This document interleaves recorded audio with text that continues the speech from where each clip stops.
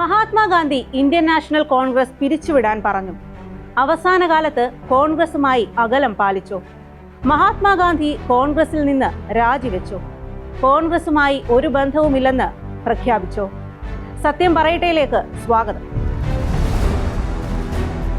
കോൺഗ്രസുമായി ഒരു ബന്ധവുമില്ല എന്ന് ഗാന്ധിജി ഒരു കാലത്തും പറഞ്ഞിട്ടില്ല.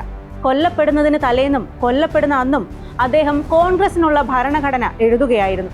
അതാണ് പിന്നീട് Gandhiji's last will and testament to the nation എന്നറിയപ്പെട്ടത്. അതിനെ ഗാന്ധിജിയുടെ കോൺഗ്രസിനുള്ള വിൽപത്രം എന്നും വിളിക്കാം. 1948 ജനുവരി 29 രാത്രി 9:30 വരെ ആ കരട് എഴുതി. വിശ്രമിക്കൂ എന്ന് പറഞ്ഞ ശിഷ്യയോട് എനിക്കിത് എഴുതി തീർക്കണമെന്നാണ് ഗാന്ധിജി പറഞ്ഞത്. കൊല്ലപ്പെട്ട ദിവസമായ ജനുവരി 30 പുലർച്ചെ 3:30 എഴുന്നേറ്റു. 4:45 വരെ ഇരുന്ന് ആ കടലാസ് മാറ്റി എഴുതി. കോൺഗ്രസിനുള്ള ആ കരട് എഴുതി പൂർത്തിയാക്കിയ ശേഷമാണ് ഗാന്ധിജി ഒരു ഗ്ലാസ് നാരങ്ങാവെള്ളവും അല്പം തേനും ചൂടുവെള്ളവും ഓറഞ്ച് ജ്യൂസും കുടിക്കുന്നത്. ആ എഴുതിയ കരട് ഇങ്ങനെ ആരംഭിച്ചു: 2ആയി വിഭജിക്കപ്പെട്ടു എന്നത് ശരി, എങ്കിലും ഇന്ത്യൻ നാഷണൽ കോൺഗ്രസ് തീരുമാനിച്ച വഴികളിലൂടെ ഇന്ത്യ സ്വാതന്ത്ര്യം നേടി. ഇതോടെ ഇപ്പോഴത്തെ രൂപത്തിലും ഭാവത്തിലുമുള്ള കോൺഗ്രസ് അതിന്റെ ലക്ഷ്യം നേടിക്കഴിഞ്ഞു. നഗരങ്ങളിൽ നിന്ന് ഭിന്നമായി 7 ലക്ഷം ഗ്രാമങ്ങളെ പരിഗണിക്കുമ്പോൾ ഇന്ത്യക്ക് ഇനിയും സാമൂഹികവും ധാർമ്മികവും സാമ്പത്തികവുമായ സ്വാതന്ത്ര്യം നേടാനുണ്ട്. ജനാധിപത്യം ലക്ഷ്യം നേടാൻ സൈനിക ശക്തിക്കുമേൽ ജനശക്തി സ്വാധീനം നേടണം. ജനാധിപത്യത്തെ രാഷ്ട്രീയ പാർട്ടികളുടെയും വർഗീയ ശക്തികളുടെയും അനാരോഗ്യകരമായ മാത്സര്യത്തിൽ നിന്നും രക്ഷിക്കേണ്ടതുണ്ട്. ഇക്കാരണങ്ങളാൽ അഖിലേന്ത്യാ കോൺഗ്രസ് കമ്മിറ്റി ഇപ്പോഴത്തെ സംഘടനയെ പിരിച്ചുവിടുകയും ലോക് സേവക് സംഘ് അഥവാ ജനസേവന സംഘമായി മാറുകയും വേണം. കോൺഗ്രസ് എന്ന സംഘടന ശരിയല്ലാത്തതുകൊണ്ട് പിരിച്ചുവിടണമെന്നല്ല ഗാന്ധിജി പറഞ്ഞത്. കോൺഗ്രസ് വിശാലവും സർവ്വതല സ്പർശിയുമായ മറ്റൊരു ദൗത്യത്തിലേക്ക് മാറണമെന്നാണ് ഗാന്ധിജിയുടെ വിൽപത്രം എന്ന് വിശേഷിപ്പിക്കുന്ന ആ കടലാസിൽ എഴുതിയത്.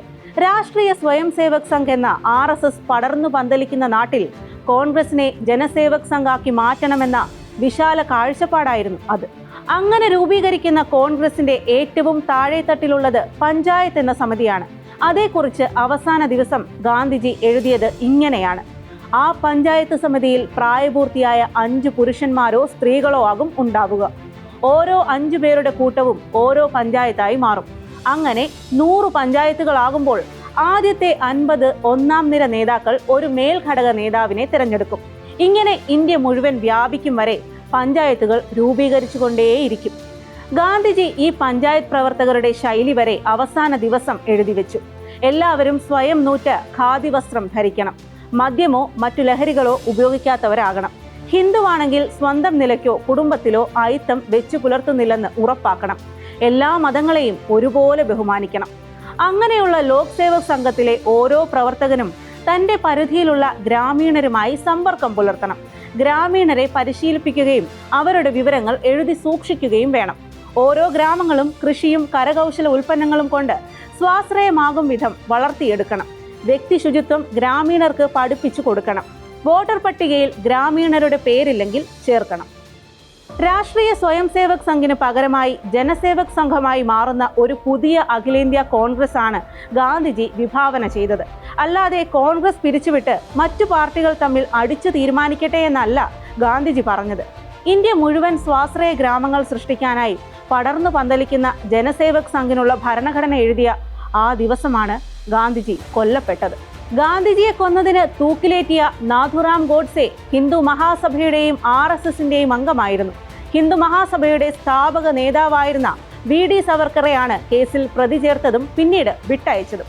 സവർക്കർ 15,000 രൂപ നിക്ഷേപിച്ചു തുടങ്ങിയ ഹിന്ദു രാഷ്ട്ര പ്രകാശൻ ലിമിറ്റഡ് എന്ന കമ്പനിയുടെ പ്രസിദ്ധീകരണമായ അഗ്രണിയുടെ എഡിറ്ററായിരുന്നു നാഥുറാം ഗോഡ്സെ.